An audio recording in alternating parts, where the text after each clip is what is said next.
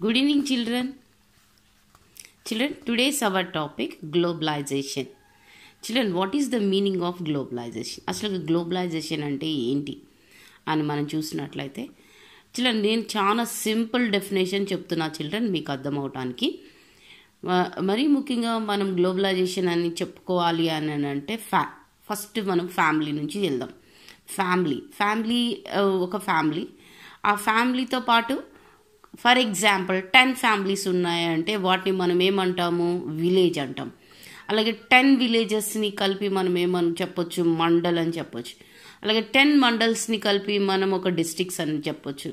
10 districts కలిపి మనం ఒక స్టేట్ అని చెప్పొచ్చు. అలాగే 10 స్టేట్స్ కలిపి ఒక కంట్రీ అని చెప్పొచ్చు. అలాగే 10 కంట్రీస్ కలిపి ఒక కాంటినెంట్ అని చెప్పొచ్చు. అలాగే 10 కాంటినెంట్స్ కలిపి అదే గ్లోబ్ అవుతుంది, అదే మన ప్లానెట్. ఓకే, అదే గ్లోబలైజేషన్. ఓకే చిల్డ్రన్, అంటే ఏంటి, మనమందరము ఒక ఫ్యామిలీగా ఉన్నాము ఈ ప్లానెట్ పైన, అదే గ్లోబలైజేషన్ అనేసి చెప్తున్నాడు అనమాట. చిల్డ్రన్ ఫర్ ఎగ్జాంపుల్ మనం ఇక్కడ చూసినట్లయితే కొన్ని పిక్చర్స్ ఇచ్చాడు చూడండి చిల్డ్రన్. ఆ పిక్చర్స్ మనం చూసినట్లయితే ఫస్ట్ ఏమంటున్నాడు చిల్డ్రన్, ఇక్కడ చూడండి, గోయింగ్ టు స్కూల్. ఏబి వచ్చేసి గోయింగ్ టు స్కూల్ అని పిక్చర్స్ అని చెప్తున్నాడు.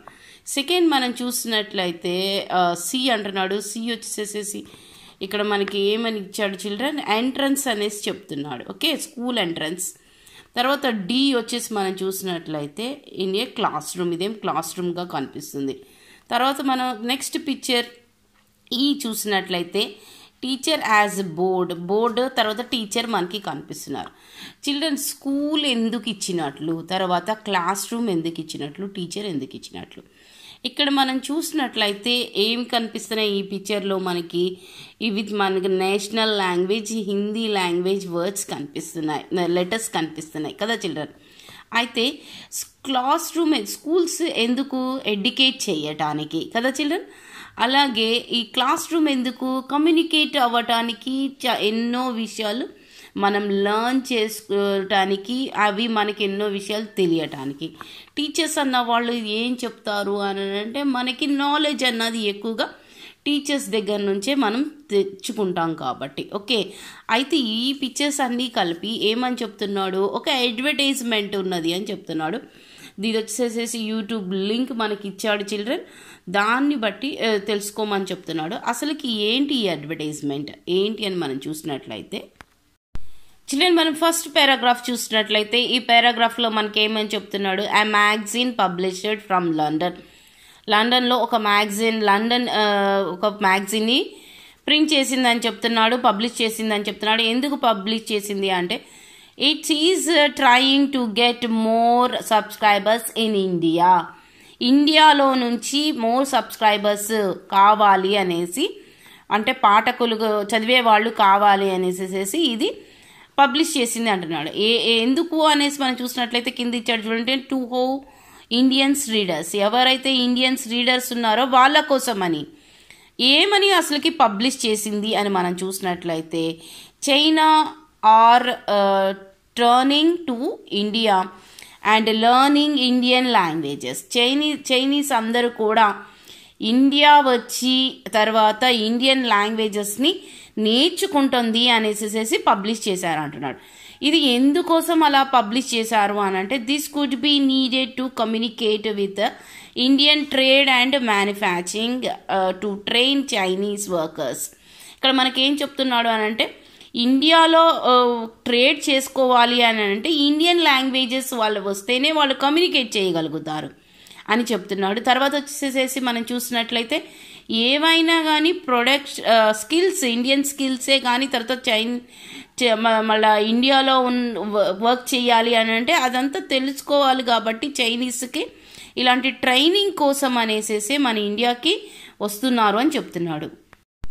అంటే ఈ అడ్వర్టైజ్మెంట్ మనకేమని అర్థమవుతుంది చిల్డ్రన్, ఇండియన్ ట్రేడర్స్ కోసమని కానీ లేకపోతే మ్యానుఫ్యాక్చర్స్ కోసమని ఈ మ్యాగజైన్ పబ్లిష్ అయినట్లుగా మనకు అనిపిస్తుంది. ఓకే, అయితే ఈ పబ్లికేషన్ మనం చూసినట్లయితే దీని యొక్క సర్వైవల్ దేనికోసం అని అంటే గ్లోబలైజేషన్ అడ్వర్టైజ్మెంట్గా మనకు అనిపిస్తుంది. ఇంకా ఏం చెప్తున్నాడు, a magazine published in English from Britain looking for buyers in India. అయితే బ్రిటన్ ఎవరు కావాలని కోరుకుంటుంది అంటే ఈ సబ్స్క్రైబర్స్ని ఇండియన్ బయర్స్ కోసం అనేసి కోరుకుంటుంది అని చెప్తున్నాడు. ఓకే, కాబట్టి మనకి ఇక్కడ ఏం చెప్తున్నాడు చూడండి, Chinese hoping to sell their products in India are sending their workers to India are doing business with the Indian partners. Okay, అయితే ఇండియాతో పార్ట్నర్షిప్ చెయ్యాలి అనే ఉద్దేశంతోనే చైనీస్ మన ఇండియన్ లాంగ్వేజెస్ని నేర్చుకుంటున్నారు అనేసి చెప్తున్నాడు అనమాట. ఓకే, నెక్స్ట్ మనం సెకండ్ పారాగ్రాఫ్ మనం చూసినట్లయితే children, globalization is a major change అని చెప్తున్నాడు. ఏంటి ఆ మేజర్ చేంజ్ అని మనం చూసినట్లయితే ట్రెమెండస్లీ చేంజెస్ జరిగినాయి అంటున్నాడు. ఎప్పుడు అది 20th centuryలో. అయితే ఆ ట్రెమెండస్లీ చేంజెస్ ఏంటి అని మనం చూసినట్లయితే మనకి ఇక్కడ 3 points కనిపిస్తున్నాయి చిల్డ్రన్. ఏంటి అని అంటే ఫస్ట్గా వచ్చేసి పొలిటికల్ చేంజ్ జరిగింది, తర్వాత కల్చరల్ చేంజ్, ఎకనామిక్ చేంజ్ అన్నది జరిగిందని చెప్తున్నాడు.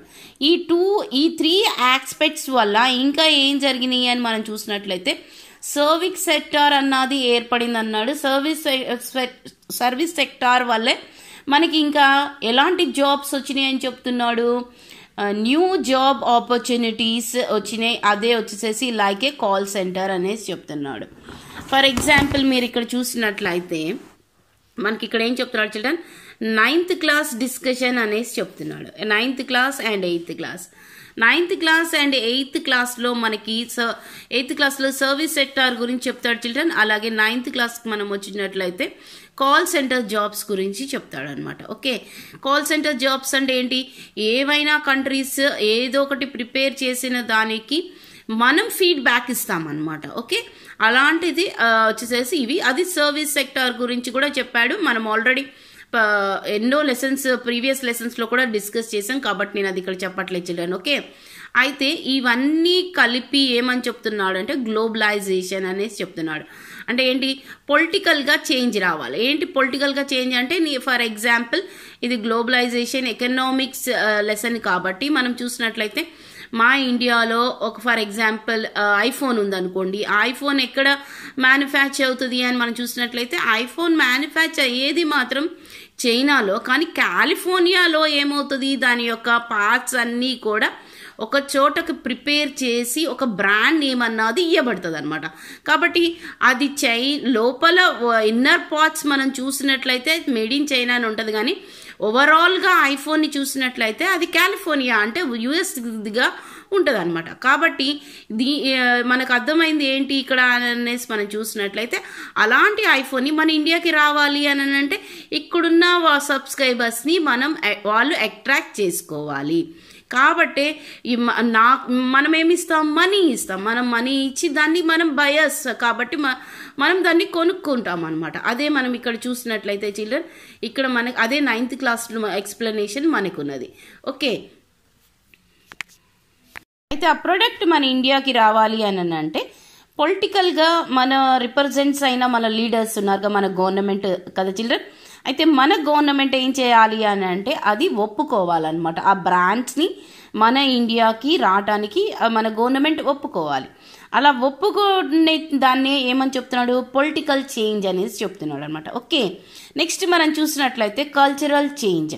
కల్చరల్ చేంజ్ అంటే ఏంటి చిల్డ్రన్, ఫర్ ఎగ్జాంపుల్ మనం ఇండియా నుంచి చాలా మంది అబ్రాడ్కి వాళ్ళు వెళ్తారు కదా, అలాగే అక్కడి నుంచి కూడా మన దగ్గరకు వస్తారు. ట్రేడర్స్ మన దగ్గరకు వచ్చినప్పుడు మన గవర్నమెంట్తోనే కానీ తర్వాత కొన్ని ప్రైవేట్ కంపెనీస్తోనే ఆర్గనైజేషన్స్తోనే కానీ వాళ్ళు డీల్స్ మాట్లాడుకుంటారు. డీల్స్ మాట్లాడుకోవాలి అని అంటే వాళ్ళు మాట్లాడేటప్పుడు ఏమవుతుంది అని అంటున్నాడు, కల్చర్ మారిపోతుంది. ఫర్ ఎగ్జాంపుల్ డ్రెస్సింగ్ కానీ తర్వాత వచ్చేసేసి మనం యూజ్ చేసే కొన్ని ఆర్నమెంట్సే కానీ తర్వాత లిప్స్టిక్కే కానీ కాటుక అన్నది ఇండియన్ ట్రెడిషన్, లిప్స్టిక్స్ అన్నవి ఫారెన్ ట్రెడిషన్ కన్సిడర్. ఇలాంటివన్నీ కూడా కల్చరల్గా ఏమవుతుంది అంటున్నాడు, మొబిలైజ్ అయిపోతుంది. అంటే ఒక ప్లేస్ నుంచి ఇంకొక ప్లేస్కి ట్రాన్స్ఫర్ అవుతున్నాయి అన్నమాట. ఓకే, అదే కల్చరల్ చేంజ్ జరుగుతుంది అని చెప్తున్నాడు. ఇంకా ఎకనామిక్ అంటే ఈ పొలిటికల్గానే కానీ ఈ కల్చరల్ చేంజెసే కానీ దేని మీద ఆధారపడ్డాయి అని అంటే ఎకనామిక్ మీద ఆధారపడ్డాయి. అంటే వీటిని మేము బై మా కంట్రీ వీటిని బై చేయగలిగిద్ది, బై చేయలేదు అన్నది బట్టి ప్రాఫిట్ అన్నది ఎంత ఉంటుంది, లేకపోతే లాస్ అన్నది ఎంత ఉంటుంది. చిల్డ్రన్, ఎక్కువగా ప్రాఫిట్ ఉంటేనే అది గ్లోబలైజేషన్ జరుగుతుంది. ప్రాఫిట్ ఉంటేనే గవర్నమెంట్స్ తీసుకుంటాయి, ప్రాఫిట్ ఉంటేనే మనం కల్చరల్గా వాడాలని అనుకుంటాం. ఓకే, అయితే ఆ ప్రోడక్ట్ మన ఇండియాకి రావాలి అని అంటే పొలిటికల్గా మన రిప్రజెంట్స్ అయిన మన లీడర్స్ ఉన్నారు, మన గవర్నమెంట్ కదా చిల్డ్రన్. అయితే మన గవర్నమెంట్ ఏం చేయాలి అని అంటే అది ఒప్పుకోవాలన్నమాట. ఆ బ్రాండ్స్ని మన ఇండియాకి రావడానికి మన గవర్నమెంట్ ఒప్పుకోవాలి. అలా ఒప్పుకునే దాన్ని ఏమని చెప్తున్నాడు, పొలిటికల్ చేంజ్ అనేసి చెప్తున్నాడు అనమాట. ఓకే, నెక్స్ట్ మనం చూసినట్లయితే కల్చరల్ చేంజ్. కల్చరల్ చేంజ్ అంటే ఏంటి చిల్డ్రన్? ఫర్ ఎగ్జాంపుల్, మనం ఇండియా నుంచి చాలా మంది అబ్రాడ్కి మన వాళ్ళు వెళ్తారు కదా, అలాగే అక్కడి నుంచి కూడా మన దగ్గరకు వస్తారు. ట్రేడర్స్ మన దగ్గరకు వచ్చినప్పుడు మన గవర్నమెంట్తోనే కానీ, తర్వాత కొన్ని ప్రైవేట్ కంపెనీస్తోనే, ఆర్గనైజేషన్స్తోనే కానీ వాళ్ళు డీల్స్ మాట్లాడుకుంటారు. డీల్స్ మాట్లాడుకోవాలి అని అంటే వాళ్ళు మాట్లాడేటప్పుడు ఏమవుతుంది అని అంటున్నాడు, కల్చర్ మారిపోతుంది. ఫర్ ఎగ్జాంపుల్, డ్రెస్సింగ్ కానీ, తర్వాత వచ్చేసేసి మనం యూజ్ చేసే కొన్ని ఆర్నమెంట్సే కానీ, తర్వాత లిప్స్టిక్కే కానీ, కాటుక అన్నది ఇండియన్ ట్రెడిషన్, లిప్స్టిక్స్ అన్నవి ఫారెన్ ట్రెడిషన్ కన్సిడర్. ఇలాంటివన్నీ కూడా కల్చరల్గా ఏమవుతుంది అంటున్నాడు, మొబిలైజ్ అయిపోతుంది. అంటే ఒక ప్లేస్ నుంచి ఇంకొక ప్లేస్కి ట్రాన్స్ఫర్ అవుతున్నాయి అన్నమాట. ఓకే, అదే కల్చరల్ చేంజ్ జరుగుతుంది అని చెప్తున్నాడు. ఇంకా ఎకనామిక్ అంటే ఈ పొలిటికల్గానే కానీ, ఈ కల్చరల్ చేంజెసే కానీ దేని మీద ఆధారపడ్డాయి అని అంటే ఎకనామిక్ మీద ఆధారపడ్డాయి. అంటే వీటిని మేము మా కంట్రీ వీటిని బై చేయగలిగిద్ది, బై చేయలేదు అన్నది బట్టి ప్రాఫిట్ అన్నది ఎంత ఉంటుంది, లేకపోతే లాస్ అన్నది ఎంత ఉంటుంది. చిల్డ్రన్, ఎక్కువగా ప్రాఫిట్ ఉంటేనే అది గ్లోబలైజేషన్ జరుగుతుంది. ప్రాఫిట్ ఉంటేనే గవర్నమెంట్స్ తీసుకుంటాయి, ప్రాఫిట్ ఉంటేనే మనం కల్చరల్గా వాడాలని అనుకుంటాం. ఓకే చిల్డ్రన్, అలాగే మనం థర్డ్ పారాగ్రాఫ్ చూసినట్లయితే we identify 3 types of flows within international economic exchanges అని చెప్తున్నాడు. అంటే ఏంటి ఆ 3 ఎక్స్చేంజెస్ అని మనం చూసినట్లయితే ఎకనామిక్ ఎక్స్చేంజెస్ అవి ఫస్ట్గా మనకి ఏం చెప్తున్నాడు children, trade in goods as well as service అని చెప్తున్నాడు. ఓకే, అలాగే మనకి ఫస్ట్ ఫ్లో వచ్చేసి చూసినట్లయితే trades and goods as well as service. అలాగే సెకండ్ ఫ్లో వచ్చి మనం చూసినట్లయితే labour and migration of the people such as the employment అనేది చెప్తున్నాడు. అలాగే థర్డ్ ఫ్లో ఏంటి అని మనం చూసినట్లయితే short term and long term investments over longer distance అని చెప్తున్నాడు. ఓకే, అంటే ఏంటి చిల్డ్రన్, ఇక్కడ మనం చూసినట్లయితే ఈ 3 వేవ్స్లో ఈ ఫ్లోస్లో మనం చూసినట్లయితే ఎకనామిక్గా ఎక్స్చేంజ్ అన్నది ఎలా జరుగుతుంది అని అంటే ట్రేడ్ ద్వారా గూడ్స్ అన్నవి సప్లై చేయబడతాయని చెప్తున్నాడు. అయితే ఆ సప్లై ఏ విధంగా అంటే సర్వీస్ సెక్టార్ ద్వారా సప్లై చేయబడతాయని చెప్తున్నాడు. ఫర్ ఎగ్జాంపుల్, మనం ఏదైనా కానీ అమెజాన్ ప్రోడక్ట్ కొనాలి అని అనుకుంటే దాన్ని ఆన్లైన్లో బుక్ చేసుకొని తర్వాత చేస్తే దాన్ని ఆన్లైన్లోనే పే చేస్తే అప్పుడు మనకి సర్వీస్ సెక్టార్ ద్వారా అక్కడ మ్యానుఫ్యాక్చరింగ్ అయిన ప్రోడక్ట్ మన ఇండియాకి వస్తుంది కదా చిల్డ్రన్, అది మనకి చెప్తున్నాడు అనమాట. ఓకే, తర్వాత వచ్చేసేసి ఏం చెప్తున్నాడు, లేబర్ అండ్ మైగ్రేషన్ అని చెప్తున్నాడు. ఎందుకు మైగ్రేషన్ అవుతారు అని మనం చూసినట్లయితే అక్కడ వర్క్ ఎక్కువగా దొరుకుతుంది, అక్కడ మ్యానుఫ్యాక్చరింగ్ చేసే ఫ్యాక్టరీస్ ఎక్కువగా ఉన్నప్పుడు వర్క్ కోసం అనేసి మైగ్రేషన్ అవుతున్నట్లుగా కనిపిస్తుంది. దానివల్ల ఏమవుతుంది, ఎంప్లాయ్మెంట్ అన్నది దొరుకుతుంది అనేసి చెప్తున్నాడు. ఓకే, తర్వాత మనం చూసినట్లయితే ఇన్వెస్ట్మెంట్ చేసే వాళ్ళ గురించి చెప్తున్నాడు చిల్డ్రన్, క్యాపిటలిస్టుల గురించి. అంటే ఫ్యాక్టరీస్ని పెట్టేవాళ్ళు, ఓకే, మనీని ఇన్వెస్ట్ చేసేవాళ్ళు. వాళ్ళు ఎలాంటి వాళ్ళు, షార్ట్ టర్మే కానీ లాంగ్ టర్మే కానీ. అది కూడా ఎక్కడ అనేసి చూసినట్లయితే లాంగ్ డిస్టెన్స్, అంటే వాళ్ళ కంట్రీలో కాకుండా వేరే కంట్రీస్లో వాళ్ళు అగ్రిమెంట్ చేసుకుంటారు మన గవర్నమెంట్తో. అది షార్ట్ టర్మ్గా కానీ లాంగ్ టర్మ్గానే కానీ ఏమని, ఈ ప్రొడక్ట్స్ని మీ కంట్రీలో మా కోసం ఇంతకాలం ఈ టైం లిమిట్ వరకు నేను మీకు ఇస్తాను అనేసి అప్పుడు మనం దాన్ని చేయటం వల్ల ఏమవుతుంది, మన కంట్రీస్కి long term short term investment అన్నది రావటం వల్ల మన ఇండియాలో జాబ్స్ అన్నవి పెరుగుతాయి అనమాట. ఫర్ ఎగ్జాంపుల్ ఓకే, ఇలాంటివన్నీ జరుగుతాయని చెప్తున్నాడు. అంటే ఇప్పుడు మనకి అసలు గ్లోబలైజేషన్ అంటే అర్థమైంది ఏంటి చిల్డ్రన్? మరీ ముఖ్యంగా political and economic and cultural changes అన్నవి జరుగుతాయి. వాటితో పాటు ఇంకా ఏం చెప్తున్నాడు, by across the borders trade in goods and service, technology and flows of investments, people and information. ప్రతి ఒక్క పీపుల్కి ఆ ఇన్ఫర్మేషన్ కూడా పాస్ అవ్వాలి. ఆ పాస్ అవ్వాలి అంటే మనకి ఏం కావాలి, టెక్నాలజీ కావాలి కదా అనేసి కావాలి. మళ్ళీ టెక్నాలజీతో పాటు బయర్స్ కొనే వాళ్ళు కూడా కావాలన్నమాట.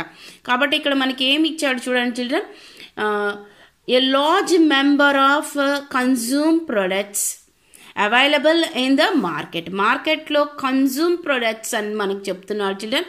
ఈ కన్జ్యూమ్ ఎవరు అని మనం చూసినట్లయితే పర్సన్ అనమాట, కన్జ్యూమర్స్ అని మనం చెప్పుకున్నాం. అంటే ఎవరు, మనమే, పీపుల్ అందరూ వాటిని ఆ గూడ్కి ఎప్పుడు ఇంపార్టెన్స్ వస్తుంది అని అంటే ఎవరైనా పర్సన్ దాన్ని కొనినప్పుడు మాత్రమే అలాంటి వాటికి ఒక ఇంపార్టెన్స్ అన్నది వస్తుంది. కాబట్టి ఇలాంటివన్నీ కూడా కన్జ్యూమర్స్ అంటే ఎవరైతే కొంటారనుకుంటారో అలాంటి ప్రొడక్ట్స్ అన్నీ కూడా ఎక్కడ అవైలబిలిటీ ఉంటాయని చెప్తున్నాడు, మార్కెట్లో అవైలబిలిటీ ఉంటాయని చెప్తున్నాడు.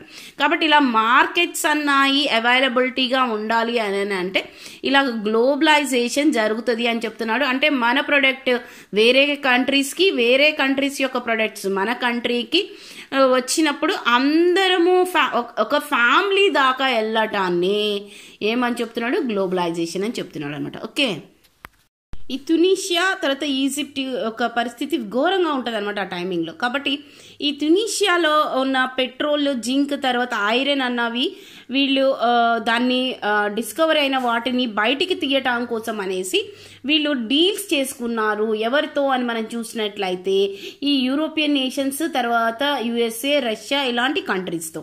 ఓకే చిల్డ్రన్, అలా చేసుకున్నప్పుడు ఈ లీడర్స్ ఏం చేశారు అని అంటే వీళ్ళు ఇచ్చిన పాలసీస్ని ఇగ్నోర్ చేసి ఎవరికి కూడా ఇవ్వకుండా వీళ్ళు మాత్రమే ప్రాఫిట్స్ పొందుతూ డిక్టేటర్షిప్గా, మోనార్కీగా, మళ్ళీ కింగ్స్ లాగా రూల్ చేయడం అన్నది స్టార్ట్ చేశారనమాట. ఇలా స్టార్ట్ చేసినప్పుడు ఈ ఆల్రెడీ మనం చూసాం కదా children, political and cultural changes అన్నవి స్టార్ట్ అయినాయి. ఎప్పుడు 2010, 2011కి వచ్చేళ్ళకి ఈ గ్లోబలైజేషన్ వల్ల ఈ ఎక్కువగా ప్రాధాన్యత ఇచ్చినవి ఏవని చెప్తున్నారు చిల్డ్రన్, ఇన్ ద మీడియా వచ్చేసేసి ఏం చెప్తున్నాడు, media played a crucial role అని చెప్తున్నాడు. ఇవి టెలివిజన్ ద్వారా ఈ ఏరియాలో ఇలా అయింది, ఇట్లా జరుగుతుంది, ఇంతకి ప్రాఫిట్ ఉంటుంది, వీటి వల్ల ఈ పెట్రోల్ రేట్ ఇంత ఉన్నది, ఐరన్ రేట్ ఇంత ఉన్నది అని ఇలా చెప్పడం వల్ల వీళ్ళల్లో ఏమైందంటే మేము ఇంతగా మావి నేషనలైజేషన్ చేసినప్పటికీ, మా రిసోర్సెస్ ఇన్ని ఉన్నప్పటికీ మేము ఇంకా ఎందుకు ఇంత పూర్ కండిషన్లో ఉన్నాము అనేసి వాళ్ళు అనుకుని ఆ నెక్స్ట్ వచ్చేసేసి ఈ డిక్టేటర్షిప్ మాకొద్దు, ఈ లీడర్స్ మాకొద్దు, మేమంతటా మేమే రూల్ చేసుకుంటాం, డెమోక్రసీ అన్నది మాకు కావాలి అనేసి వీళ్ళు ఏం చేశారు అని అంటే ఈ రెవల్యూషన్ అన్నది ఈ డిక్టేటర్స్ మీద వాళ్ళు స్టార్ట్ చేస్తారనమాట. ఓకే, ఇలాగ రెవల్యూషన్ వచ్చిన దాన్నే మనం ఏమని పిలుస్తున్నాడు అని అంటే అరబ్ స్ప్రింగ్ అని పిలుస్తున్నాడు. ఆ తర్వాత నుంచి అక్కడ కూడా ఎలాంటి డెమోక్రసీ అనేది స్టార్ట్ అయిపోయింది. అంటే ఎవరికి వాళ్ళ రిప్రజెంట్ని పెట్టుకోవటం అన్నది స్టార్ట్ అయ్యింది అనమాట. Okay, while events like civil అయితే ఏమైందంటున్నాడు, అరబ్ నేషన్స్ మొత్తం కూడా ఇలాగ స్ప్రెడ్ అయ్యి మీడియా ద్వారా ఒక కంట్రీ తర్వాత ఇంకొక కంట్రీలో సివిల్ వార్స్ అన్నవి స్టార్ట్ అయినాయి అని చెప్తున్నాడు అనమాట. ఇవి నేషనల్ బోర్డర్స్కి, ఒక బోర్డర్ తర్వాత ఒక బోర్డర్కి అవి ట్రాన్స్ఫర్ అయ్యాయని చెప్తున్నాడు. ఓకే, ఇలాగ ట్రాన్స్ఫర్ అవటం వల్ల దేంట్లో చేంజెస్ వచ్చాయి అనేసి మనం చూసినట్లయితే నాట్ ఓన్లీ మార్కెట్ చిల్డ్రన్, ఇంకా దేంట్లో ఐడియాస్ అండ్ టెక్నాలజీస్ అవి హ్యూమన్ బీయింగ్స్లో కూడా చేంజెస్ అన్నాయి వచ్చాయి అని చెప్తున్నాడు. ఓకే చిల్డ్రన్, ఈ లెసన్ మనకి చూసినట్లయితే this chapter our focus mostly on the economic aspects మీదనే ఎక్కువగా ఈ గ్లోబలైజేషన్ లెసన్ అన్నది ఫోకస్ అయి ఉంది అని చెప్తున్నాడు. అది కూడా ఎప్పుడు అని అంటే in the fast 30s and 40s years అనేసి చెప్తున్నాడు అనమాట. ఓకే, అది ఏంటన్నది మనం ఇప్పుడు డిస్కస్ చేద్దాం. ఓకే, చిల్డ్రన్ ఈ లెసన్ మనకి చూసినట్లయితే this chapter our focus mostly on the economic aspects. Economics aspects మీదనే ఎక్కువగా ఈ గ్లోబలైజేషన్ లెసన్ అన్నది ఫోకస్ అయి ఉంది అని చెప్తున్నాడు. అది కూడా ఎప్పుడు అని అంటే in the fast 30s and 40s years అనేసి చెప్తున్నాడు అనమాట. ఓకే, అది ఏంటన్నది మనం ఇప్పుడు డిస్కస్ చేద్దాం. ఓకే, నెక్స్ట్గా మనం మన డిస్కషన్ చూసినట్లయితే చిల్డ్రన్ ప్రొడక్షన్ అక్రాస్ కంట్రీస్ అంటున్నాడు కదా. అంటే అసలుకి ప్రొడక్షన్ అక్రాస్ కంట్రీస్ ఆ టైమింగ్లో 20th centuryలో ఎలా జరిగింది అని మనం చూసినట్లయితే production was largely organised with in countries, అంటే కంట్రీ లోపలనే జరిగింది అనేసి చెప్తున్నాడు. అయితే రా materials, food grains and finished goods only across the borders of these countries అంటున్నాడు. అంటే ఏవి మాత్రము కంట్రీ దాటి వెళ్ళినాయి, క్రాస్ అయ్యి వెళ్ళినాయి అని మనం చూసినట్లయితే రా మెటీరియల్స్, తర్వాత ఫుడ్ గ్రెయిన్స్, ఫినిషింగ్ గూడ్స్ ఇవి మాత్రమే ఏమైనా బోర్డర్స్ని దాటి వెళ్ళినాయని చెప్తున్నాడు. ఓకే, అదే విధంగా చిల్డ్రన్ అసలు మన ఇండియన్ కంట్రీ యొక్క సిచ్యువేషన్ ఎలా ఉంది ఆ టైమింగ్లో అని మనం చూసినట్లయితే చిల్డ్రన్ ఇక్కడ వచ్చేసేసి 20th century middle of the 20th century అంటున్నాడు. అంటే మనకి ఇంకా ఇండిపెండెన్స్ రాని టైమింగ్లో. కాబట్టి ఇక్కడ ఏం చెప్తున్నాడు, colonies such as India exported raw material and food grains and imported finishing goods. అంటే మన ఇండియా సిచ్యువేషన్ ఎలా ఉంది, మనం రా మెటీరియల్ని ఎక్స్పోర్ట్ చేసే వాళ్ళం, ఫినిష్ అయిన గూడ్స్ని ఏం చేసుకునేవాళ్ళు అంటున్నాడు, ఇంపోర్ట్ చేసుకునే కండిషన్లో మన ఇండియా ఆ టైమింగ్లో ఉంది అని చెప్తున్నాడు. వీటికి ఏంటి అసలు మెయిన్ ఛానల్ అని చూసినట్లయితే ట్రేడ్ ద్వారానే ఇలాంటివన్నీ జరిగేవి అని చెప్తున్నాడు. అయితే చిల్డ్రన్ ఇవన్నీ ఎప్పుడు జరిగినాయి అని మనం చూసినట్లయితే అవన్నీ కూడా పాస్ట్లో జరిగినాయి. కానీ ఇప్పుడు సిచ్యువేషన్ ఎలా ఉంది అని మనం చూసినట్లయితే an MNCs is a company that own or controlled production in more than one nation. అంటే ఇప్పుడు MNCs అంటే మనకి ఏం చెప్తున్నారు చిల్డ్రన్, మల్టీనేషనల్ కంపెనీస్. ఓకే, అయితే ఈ కంపెనీస్ ఒక కంట్రీతో కాదు, ఒక కంట్రీ కంటే కూడా ఎక్కువ కంట్రీస్తో, మోర్ దాన్ వన్ కంట్రీ, ఎక్కువ కంట్రీస్తో డీలింగ్ కుదుర్చుకొని ట్రేడ్ చేయటాన్నే ఏమని చెప్తున్నాడు, ప్రొడక్షన్ అక్రాస్ కంట్రీస్ అనేసి చెప్తున్నాడు అనమాట. దాన్నే MNCs అని చెప్తున్నాడు. ఓకే, అయితే ఈ MNCs యొక్క వర్క్ ఎట్లా ఉందని మనం చూసినట్లయితే అలాగే చిల్డ్రన్ మనకి ఈ MNCs వర్క్స్లో వచ్చేసి ఒక ఎగ్జాంపుల్ ఇచ్చాడు. ఏంటి ఆ ఎగ్జాంపుల్ అని మనం చూసినట్లయితే యునైటెడ్ స్టేట్స్ చేసే వర్క్ ఏంటని చెప్తున్నాడు. ఈ MNCs కంపెనీస్ని ఎక్కువగా ఎస్టాబ్లిష్ చేసింది ఎవరు అని మనం చూసినట్లయితే యునైటెడ్ స్టేట్స్ అనమాట. అయితే యునైటెడ్ స్టేట్స్ ఏం చేస్తాయి అని మనం చూసినట్లయితే design it's products in research centres కదా. ఈ రీసెర్చ్ సెంటర్స్ ఎక్కడ ఉన్నాయి, యునైటెడ్ స్టేట్స్లో ఉన్నాయి. అయితే అవి ఏం చేస్తాయి, ఫర్ ఎగ్జాంపుల్ ఒక కార్ని డిజైన్ చేయాలంటే ఆ కార్కి కావాల్సిన ఎక్విప్మెంట్స్ ఏమేమి ఉంటాయి అన్నవి వాటిని డిజైన్ చేస్తారంట వీళ్ళు. ఓకే, ఇలా డిజైన్ చేసిన తర్వాత అవి ఎక్కడికి వెళ్తాయని చెప్తున్నాడు children, components manufactured in China. అప్పుడు వాటిని ఆ డిజైన్స్ని చైనాకి పంపిస్తే చైనా ఏం చేస్తుంది, పార్ట్స్ ఆఫ్ మిషన్సే కానీ తర్వాత వెహికల్సే కానీ వాటిని అన్నిటినీ కూడా మ్యానుఫ్యాక్చర్ చేస్తుంది అని చెప్తున్నాడు. ఇలా మ్యానుఫ్యాక్చర్ అయిన వాటిని అన్నిటినీ కూడా మళ్ళీ ఎక్కడికి పంపిస్తారు అని మనం చూసినట్లయితే Mexico and western European nations దగ్గరికి పంపిస్తారనమాట. ఇలా పంపించిన వాటిని ఏం చెప్తున్నాడు, where they products are assembled and the finished products అని చెప్తున్నాడు. ఈ ప్రొడక్ట్స్ అన్ని ఆ తర్వాత ఏమవుతున్నాయి, are sold all over the world. ఇలాగా తయారైన ప్రొడక్ట్ మొత్తం గూడ్స్ అన్నీ కూడా ఏమవుతాయి, వరల్డ్ మొత్తం కూడా సోల్డ్ అవ్వటం అన్నది జరుగుతుంది అనేసి, అమ్మటం అన్నది జరుగుతాయి అని చెప్తున్నాడు. Okay children, based on this paragraphs మనకి ఇక్కడ ఒక ఇంపార్టెంట్ క్వశ్చన్ ఇచ్చాడు చిల్డ్రన్. అదేంటి అని మనం చూసినట్లయితే choose any one single item like mobile phone are vehicle, identify the number of brands available for these items in the market. Are they owned and manufactured in India or abroad? Discuss with your parents or other adults and find out how many such brands were available 30 years ago అనేసి అడుగుతున్నాడు కదా. అంటే మనల్ని ఏం అడుగుతున్నాడు, 30 years ago ఉన్న brands names ఏంటి, అవి ఇండియాలో మ్యానుఫ్యాక్చర్ అయినాయా లేకపోతే అబ్రాడ్ కంట్రీస్లో మ్యానుఫ్యాక్చర్ అయినాయా, మన ఇండియాలో మ్యానుఫ్యాక్చర్ అయినవి ఏంటి, అది మొబైల్ ఫోన్సే కానీ వెహికల్సే కానీ మనకి చెప్పమనేసి అడుగుతున్నాడు. చిల్డ్రన్ మనం చూసినట్లయితే ఎన్నో there are numeral varieties in cell phones అన్నవి మనం 30 years ago మనం చూసాం కదా. అవి మనం ఏంటి, ఫర్ ఎగ్జాంపుల్గా మనం చూసినట్లయితే నోకియా, శాంసంగ్, తర్వాత వచ్చేసి Videocon, LG, Micromax, Sony Ericsson, ఇలాంటివన్నీ ఉన్నాయి కదా. అయితే ఎస్పెషల్గా మన ఇండియా మ్యానుఫ్యాక్చర్ చేసిన సెల్ ఫోన్స్ ఏంటి అని మనం చూసినట్లయితే LG, Videocon and Onida. Okay, ఇవి మనకి కనిపిస్తాయి. అయితే ఇవన్నీ కూడా మన దాంట్లోనే చేస్తున్నారు అంటే ఒక కంట్రీయే చేస్తుందా అంటే చేయట్లేదు. ఎందుకు అని మనం చూసినట్లయితే రా మెటీరియల్స్గా మనం చెప్పుకునే మొబైల్ ఫోన్స్లో మరీ ముఖ్యంగా చిప్స్ అండ్ మదర్ బోర్డ్ ఉన్నాయి కదా చిల్డ్రన్. ఇవి ఎక్కువగా ఎక్కడి నుంచి వస్తాయి అని మనం చూసినట్లయితే Japan, China, Singapore, Korea and Malaysia. Okay, ఇలాంటి కంట్రీస్లో ఏమవుతుంది అంటే ఈ మదర్ బోర్డ్ని తయారు చేసే ఫ్యాక్టరీస్ ఉంటాయి అన్నమాట. అక్కడి నుంచి అవి మన ఇండియాకే కానీ తర్వాత వచ్చేసి అనదర్ కంట్రీస్కే కానీ, దాన్ని మల్టీ నేషనల్ కంపెనీస్ అని చెప్తున్నాం కదా చిల్డ్రన్. అంటే ఎవరైతే ఇన్వెస్ట్ చేస్తారో వాళ్ళు ఏ కంట్రీస్లో ఏవేవి ఉన్నాయో చూసుకొని ఆ రిసోర్సెస్ని బట్టి, చీప్ లేబర్స్ని బట్టి వీళ్ళు ఏం చేస్తారు, ఆ ఏరియాస్కి పంపిస్తారు అని చెప్తున్నాడు అనమాట. ఓకే, చూసినట్లయితే మన ఇండియాలో వచ్చేసేసి మీకు బాగా గుర్తే ఉండుంటే చిల్డ్రన్ బిఎస్ఎన్ఎల్, తర్వాత రిలయన్స్ యొక్క సెల్ ఫోన్స్ కూడా మనకి వచ్చాయి కదా.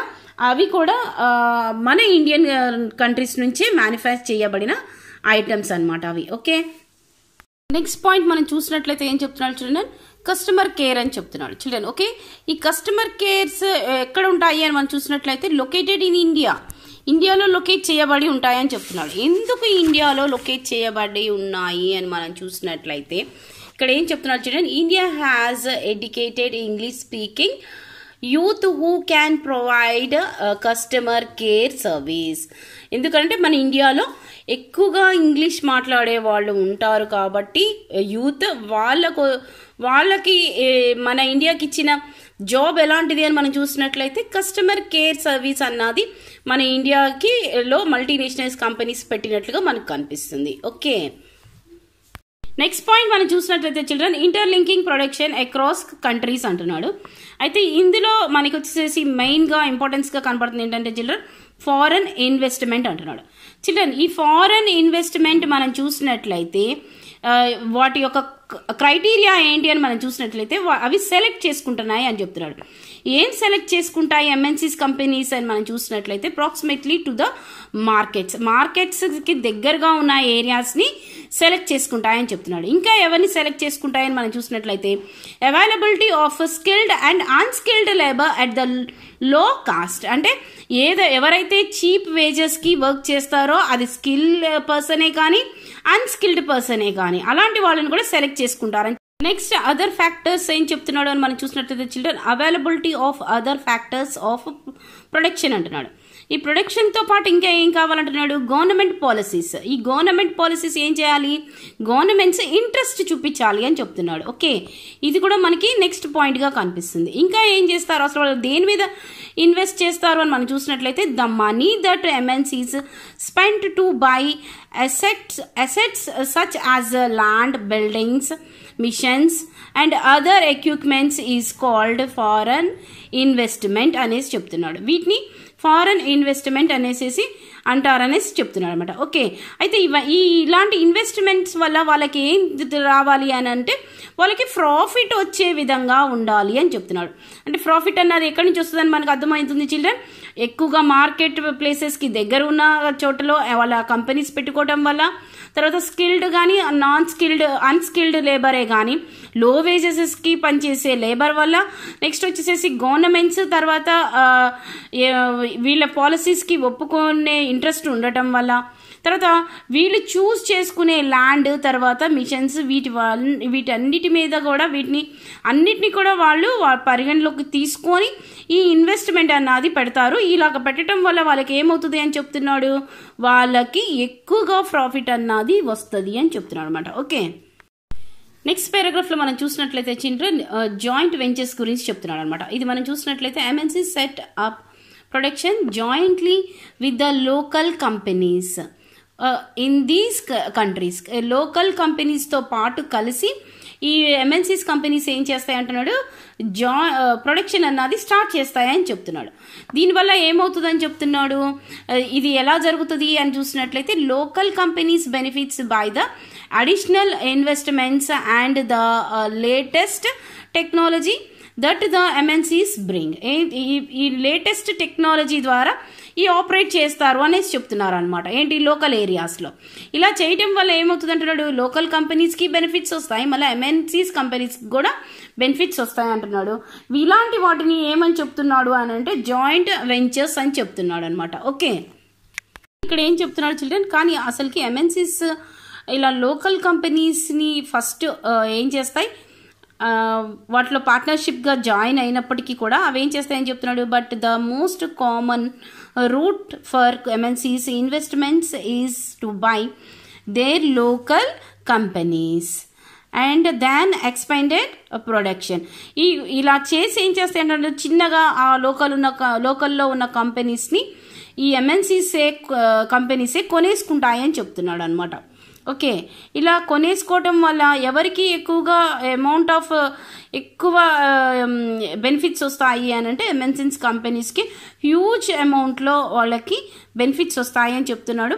దాని గురించి ఫర్ ఎగ్జాంపుల్ మనకి ఏం చెప్తున్నాడు అంటే చిల్డ్రన్, ఇక్కడ మనం ఎగ్జాంపుల్లో చూసినట్లయితే ఏ లార్జ్ అమెరికన్ MNCs, ఈ అమెరికన్ MNCs కంపెనీ వచ్చేసి మనకి ఇక్కడ కార్గిల్ ఫుడ్ కంపెనీ కనిపిస్తుంది కదా చిల్డ్రన్. అయితే ఈ కార్గిల్ ఫుడ్ కంపెనీ దేంతో మనకి జాయింట్ వెంచర్స్గా కనిపించింది అని మనం చూసినట్లయితే over smaller Indian companies such as park foods.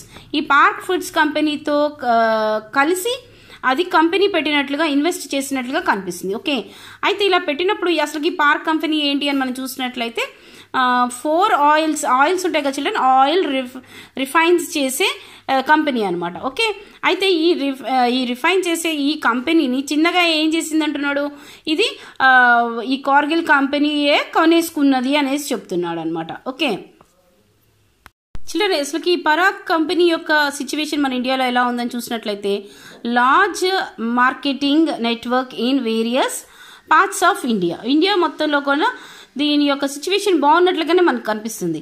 కానీ ఎప్పుడైతే ఈ కార్గిల్ కంపెనీ ఆ కంపెనీని కొనేసిందో అప్పుడు ఎలాగ మారిపోయింది అంటున్నాడు, ఆ బెనిఫిట్స్ అన్నీ కూడా కార్గిల్ కంపెనీస్కే వచ్చేసినట్లు ఉన్నాయి. కాబట్టి ఇక్కడ ఏం చెప్తున్నాడు, Kargil is now A largest producer of edible oil in India మొత్తానికి కూడా ఆయిల్ని సప్లై చేసే కంపెనీగా మారిపోయింది అని చెప్తున్నాడు.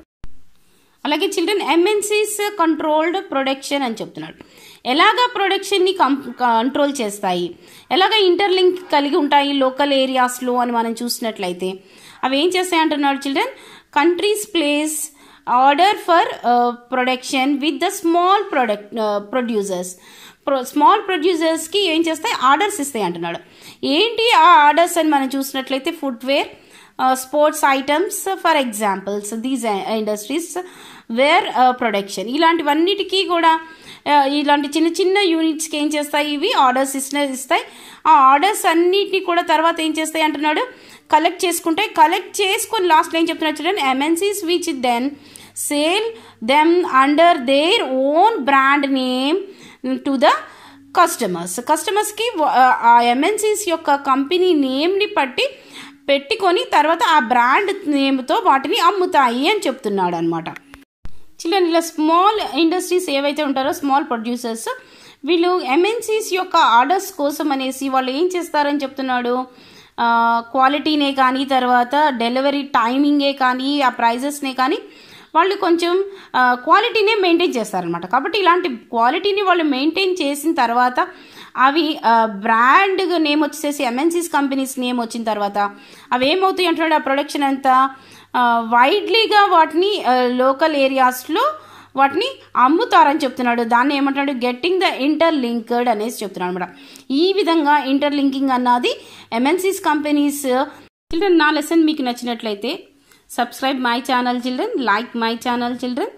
చిల్డ్రన్, నెక్స్ట్ టాపిక్ని నెక్స్ట్ క్లాస్లో మనం డిస్కస్ చేద్దాం. Okay, thank you children.